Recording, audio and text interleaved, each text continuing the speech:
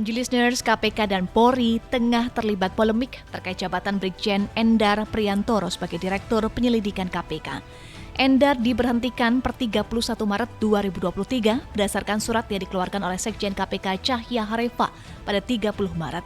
Padahal Endar sudah mendapatkan perintah perpanjangan tugas dari Kapolri, Jenderal Polisi Listio Sigit Prabowo untuk 1 tahun ke depan di KPK yang diteken pada 29 Maret 2023. Kapolri kemudian mengeluarkan surat terbaru menegaskan bahwa Endar tetap di KPK. Surat itu dikeluarkan tertanggal 3 April 2023 dan ditandatangani langsung oleh Jenderal Polisi Listio Sigit Prabowo. Brigjen Endar heran dengan keputusan KPK yang tidak mempertimbangkan surat dari Kapolri Jenderal Polisi Listio Sigit Prabowo. Ia melaporkan Ketua KPK Firly Bahuri dan Sekjen KPK Cahya Harefa ke Dewan Pengawas atau Dewas KPK. Endar mempertanyakan dasar pencopotannya sebagai Direktur Penyelidikan atau Dirlidik KPK. Lalu akan sampai kapan kisruh di KPK terus bergulir, mengingat masih banyak pekerjaan rumah? Lembaga anti rasuah ini memberantas korupsi atau KPK saat ini sedang dalam pelemahan. Kita akan bahas bersama, sudah terhubung bersama kami pakar hukum tata negara UGM yang juga pegiat anti korupsi Zainal Arifin Muhtar. Selamat pagi Bang Uceng, apa kabar Bang? Selamat pagi Bang, mana Mbak? Dengan Eva di studio. Selamat pagi Mbak Eva. Baik. Ya, Mas Uceng, Kapolri sudah menandatangani perpanjangan masa tugas Brigjen Endar di KPK, tetapi KPK ini enggan memperpanjang Brigjen Endar. Nah, tanggapannya gimana, Bang? Seperti ada tarik-menarik nih antara Kapolri dan juga Ketua KPK. Saya kira ini kan problem relasi ya. Salah satunya memang problem relasi antara KPK dengan kepolisian. Memang dalam konstruksi undang-undang sekarang kepolisian itu punya porsi yang cukup di dalam KPK dan KPK kemudian punya korelasi juga dengan kepolisian dalam artian penyidik-penyidiknya itu sebagian besar dari kepolisian. Ini juga karena dalam tanda kutip ya di undang-undang baru itu komisioner KPK itu kehilangan status sekaligus sebagai penyidik dan penuntut umum kan dalam konteks pemberantasan korupsi. Itu sebabnya pentingnya posisi kepolisian di dalam KPK sekarang. Lepas suka atau tidak suka, kepolisian itu menjadi sangat penentu dalam proses yang ada di kepolisian saat ini. Nah, yang menariknya adalah sekarang ketika Firly sebenarnya ya dan KPK sekarang itu mempertontonkan semacam kesombongan luar biasa ketika mengembalikan pejabat yang sebenarnya masih ditugaskan di KPK. Apalagi pengembalian ini tidak disertai dengan alasan yang pasti dan jelas. Ya, alasan pasti dan jelas itu maksudnya adalah apakah dikembalikan karena melakukan kesalahan misalnya, ataukah apakah melakukan sebuah fraud misalnya, sehingga pantas untuk dikembalikan. Sedangkan pengembaliannya itu sendiri harusnya mengikuti proses penugasan yang sampai sekarang artinya Endar masih ditugaskan di KPK. Nah, lagi-lagi saya kira model kayak begini ini kan tidak berdiri sendiri karena kemudian disertai dengan isu-isu di belakangnya, yaitu bahwa ada sebenarnya penyebab kenapa kemudian Endar dikembalikan. Ya salah satunya karena Firly misalnya mau memonopoli sebuah proses penegakan hukum, penyelidikan dan penyidikan dalam kasus-kasus tertentu gitu. Ya, ada dugaan Ketua KPK memonopoli proses hukum tertentu ya. Apakah menurut Anda, Mas Uceng, hanya Ketua KPK saja perannya di sini atau ada dugaan campur tangan dari pihak lain? Nah, saya tidak tahu ya, tapi saya kira kalau kita bicara soal KPK, kita bicara harusnya ini adalah proses kolektif. Jadi artinya Firly tidak mungkin bisa berdiri sendiri, harus ada 4 komisioner yang lain. Tak kala 4 komisioner yang lain itu membiarkan Firly melakukan tindakan seperti ini, maka saya kira pada saat yang sama 4 komisioner yang lain itu ikut bertanggung jawab sebenarnya untuk melakukan kesalahan yang sama. Artinya harusnya fungsi kontrol 4 komisioner yang lain itu ada dalam proses-proses yang seperti ini. Yang kedua, saya kira Firly memang terpilih dalam sebuah proses yang tidak yang baunya cukup anyir ya baunya. Kita tahu bahwa Firly pada saat itu terpilih dengan pola dukungan tertentu gitu. Jadi ada kepentingan sebenarnya di balik kenapa kemudian Firly terpilih. Nah, ketika Firly sekarang melakukan ini, ya menarik untuk bukan menagih ya, atau menganalisis ada kepentingan apa di belakangnya. Ketika dulu mendorong Firly, kali ini Firly dipakai misalnya untuk melakukan upaya penegakan tertentu dalam kasus-kasus tertentu gitu. Maksud Anda ada dugaan kepentingan eksternal KPK? Ya bisa jadi, kan kita bicara soal bisa jadi ya, kalau bisa jadi. Karena melihat kekehnya Firly melakukan itu, saya kira satu bisa jadi karena atas nama pribadi, tapi atas nama pribadi maka fungsi kontrol 4 komisioner yang lainnya harusnya berjalan kan untuk mengatasi itu. Tapi bisa juga misalnya ini kepentingan dalam artian bagaimana kepentingan dulu membawa Firly dan kawan-kawan ke KPK, itulah barangkali yang menagihnya sekarang untuk melakukan kepentingan yang diharapkan oleh kelompok kepentingan itu. Ini dugaannya ya, Mas Uceng, jika Ya, tentu betul saja ya, karena belum terverifikasi. Betul, jika betul ada cawe-cawe dari pihak eksternal, kenapa harus Brigjen Endar yang digoyang posisinya sebagai Direktur Penyelidikan atau Dirlit di KPK? Seberapa signifikan sih peran Dirlit di KPK? Nah, kita tidak tahu ya kalau soal kasuistiknya apa. Tapi yang beredar di publik, misalnya di beberapa media kan menyebutkan kasus-kasus tertentu ya. Formula E misalnya ya? Ya, salah satunya ya yang disebutkan. Yang kedua, Direktur Penyidikan itu punya posisi yang sangat sentral sekarang. Karena menurut undang-undang ya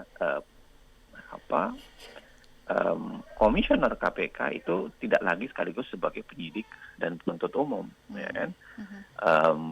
Jadi porsi penyidikan itu berat di direktur ini untuk mengiyakan atau mentidakkan sebenarnya.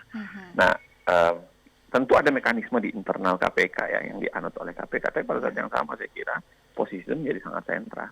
Nah, apakah betul pengembalian ini berkaitan dengan itu? Saya kira waktu akan menjawabnya, atau kemudian proses itu akan menjawabnya. Nah, tapi pada saat yang sama, biar bagaimanapun mau ada proses itu atau tidak, saya kira Ketua KPK dalam hal ini Firly itu melakukan kesalahan yang sangat fatal itu. Yaitu mempertontonkan kuasa sebenarnya ya, mempertontonkan sesuatu yang dia seakan-akan ingin menunjukkan bahwa dia bisa bisa mengembalikan atau kemudian bisa menguasai KPK secara keseluruhan. Gitu. Nah, saya kira fungsi penyidikan itu salah satunya adalah saling kontrol sebenarnya antara komisioner dan penyidik, supaya komisioner juga tidak semena-mena untuk menetapkan tersangka seseorang. Makanya ada fungsi penyidikan yang biasanya ini penuh dengan kapasitas hukumnya kan. Pada saat yang sama juga fungsi penyidikan itu tentu diawasi atau dikontrol oleh komisioner. Makanya satu penegakan hukum itu pasti berjalan kalau kerjasamanya jalan kan. Dua-duanya punya kerjasama yang sama gitu. Nah, saya kira itu kemudian kenapa arti penting dari Endar misalnya dalam sebuah proses penegakan hukum di KPK. Ya. Kesan pamer kuasa ini ingin ditunjukkan untuk siapa? Kalau analisa Mas Uceng. Kita tidak tahu ya. Tapi ya itu kembali lagi yang paling mungkin, lagi-lagi yang paling mungkin tentu saja adalah di belakangnya gitu. Siapa di belakangnya yang memesan itu atau menginginkan proses penegakan hukum tidak transparan dalam kasus-kasus tertentu gitu. Apa kemudian dampaknya untuk KPK secara keseluruhan selain tadi ada khawatiran karena Mas Uceng sampaikan bahwa Firly sudah atau Ketua KPK sudah melakukan kesalahan dalam hal ini? saya kira dampak paling besarnya dalam kasus itu sendiri pasti akan bisa mendistorsi kasus itu ya. Kasus apa yang sedang dikerjakan ini artinya dia tidak lagi berdiri sekedar koridor hukum, tapi ada koridor kepentingan politik atau kepentingan tertentu misalnya, kemudian dorong masuk ke situ. Tapi jauh lebih lebar, saya kira ini memperlihatkan bagaimana wajah KPK sesungguhnya. KPK yang dulu kita selalu wanti-wanti jangan sampai menjadi lembaga penyalur kepentingan, ya, atau kemudian hanya menjadi lembaga penerus kepentingan orang tertentu, itu kemudian terjadi. Saya kira ini juga tidak bisa berdiri sendiri dari perilaku-perilaku Firly belakangan ya. Misalnya kalau baca Tempo soalan bocornya dokumen rahasia KPK yang diserahkan kepada kementerian tertentu, itu juga melibatkan nama Firly misalnya. Kita bisa baca itu.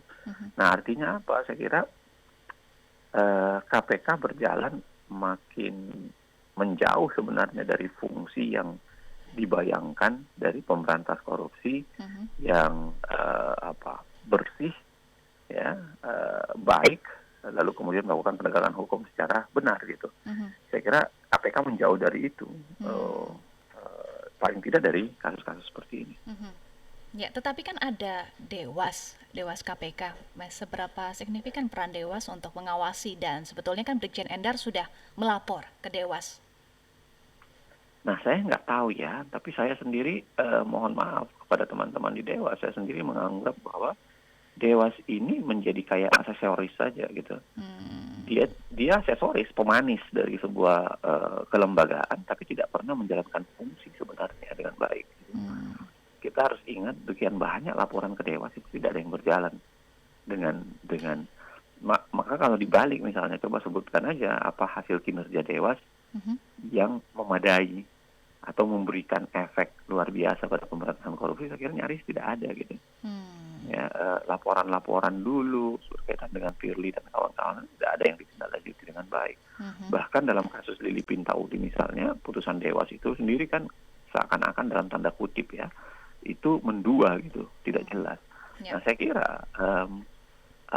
kalau dikatakan mengharap lagi ke Dewas sekarang, ya silahkan kalau mengharap ke Dewas. Tapi saya termasuk mengatakan Dewas ini adalah kelembagaan yang nggak bisa diharapkan banyak gitu dalam konteks pengawas terhadap KPK. Jadi kalau Dewas disebut aksesoris, harusnya lapornya kemana nih? Supaya Secara tidak peraturan sia-sia. Kan jelas. Enggak, secara peraturan kan tetap jelas ya. Tetap ini adalah domainnya Dewas. Cuman Dewas ini kan fungsinya selama ini memang tidak berjalan dengan efektif. Ya. Nah, saya kira tergantung dari Endar. Misalnya dia mendapatkan dia mendapatkan data yang baik bahwa memang ada upaya untuk merusak penegakan hukum, saya kira sangat mungkin dilaporkan misalnya obstruction of justice, dilaporkan ke proses yang jauh lebih serius. Proses yang lebih serius apa maksudnya, Mas Uceng? Yang bisa dilakukan sekarang oleh Brigjen Endar?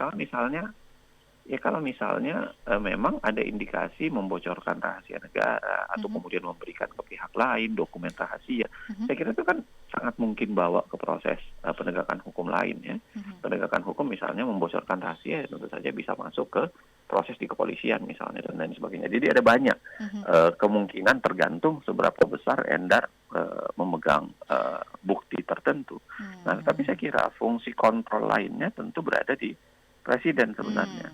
Karena kita tahu sebenarnya bahwa KPK ini secara konstruksi itu berada di bawah di bawah Presiden. Saat ini ya, independensinya kan tidak lagi independen seperti dulu. Dia berada di bawah Presiden, hanya dalam menjalankan fungsinya saja dia independen. Maka saya kira Presiden kemarin sudah menyuarakan hal yang sama kan. Presiden sudah menyampaikan bahwa jangan jangan gaduh gitu. Karena saya kira itu sinyal yang sudah cukup dari terang disampaikan kepada Firly. Nah, tergantung nih Firly.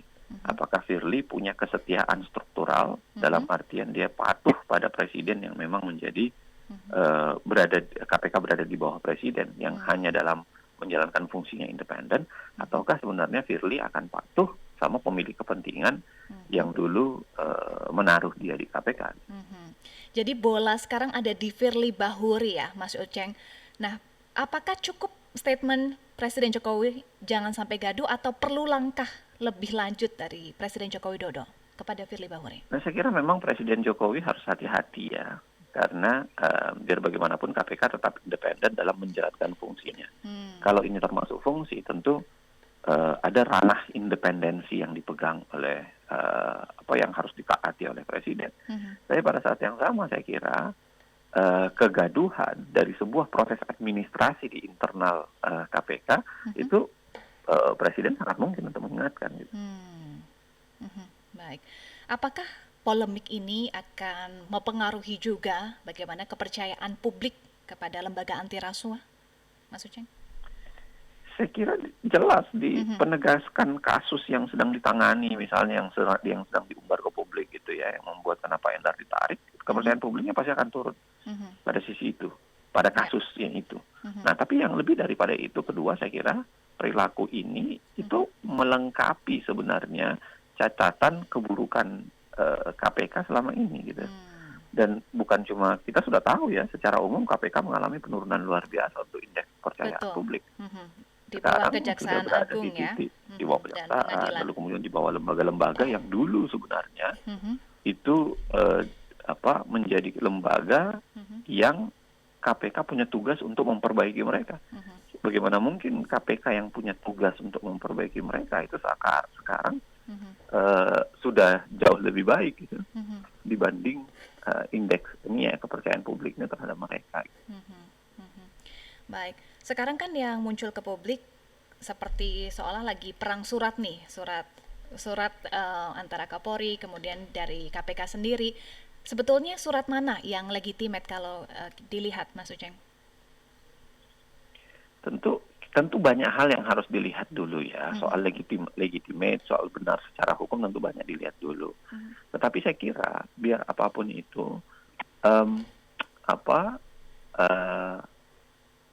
apa yang dilakukan oleh Firly ini kan tetap saja menurut saya keliru gitu. Karena bagaimana mungkin orang dikembalikan tanpa sebuah proses yang memadai. Nah, apakah yang benar suratnya Kapolri memaksakan seseorang ataukah tugas benar adalah Firly mengembalikan? Saya kira nanti bisa dilihat pada titik suratnya. Tapi pada saat yang sama kita tahu bahwa Firly melakukan pengembalian ini kalau misalnya dikaitkan dengan penanganan kasus tertentu dan dikaitkan dengan ketidaksukaannya pada posisi atau pandangan Endar, saya kira itu sangat mempengaruhi konteks kepercayaan orang pada KPK dan penanganan perkara yang sedang disidik oleh KPK itu. Bagaimana agar polemik ini tidak terus berlanjut? Apakah Kapolri dan Firly Bahuri, Ketua KPK, harus segera duduk bareng nih, Mas Uceng? Nah, saya kira itu secara relasi kelembagaan yang saya bilang di awal ya, silahkan duduk bareng untuk menyelesaikannya. Tapi tentu ada proses yang sedang ditegakkan, yaitu di Dewas gitu. Kita tidak tahu Dewas seperti apa. Saya pun pesimis dengan itu, kita tidak tahu putusannya kayak apa. Terus pada saat yang sama, yang ketiga saya kira ini kesadaran administrasi dari Firly sendiri. Ya. Jangan melanjutkan polemik itu karena Presiden sendiri sudah menyampaikan jangan lanjutkan kegaduhan. Ya. Apakah juga perlu segera statement dari Ketua KPK terkait dengan alasan pencopotan Brigjen Endar? Saya kira transparansi bagian paling penting ya. Transparansi menjadi paling penting. Oke. Baik, terakhir Mas Uceng, bagaimana pesan Anda juga terhadap KPK dan juga Polri dalam pemberantasan korupsi di Indonesia agar masalah-masalah ini, polemik-polemik ini tidak mengganggu upaya pemberantasan korupsi? Saya sih sendiri begini ya, saya kira KPK belakangan memang lebih rajin memproduksi kontroversi dibanding memproduksi prestasi gitu. Dan saya kira ini menjadi sinyal berbahaya bagi pemberantasan korupsi karena kemudian sangat bisa mempengaruhi pemberantasan korupsi ke depan. Gitu, Mbak. Jadi harusnya prestasi lebih banyak dibandingkan kontroversi ya. Baik, terima kasih Mas Uceng sudah bergabung bersama kami, pakar hukum tata negara UGM yang juga pegiat anti korupsi Zainal Arifin Mukhtar. Salam sehat selalu ya, Mas Uceng.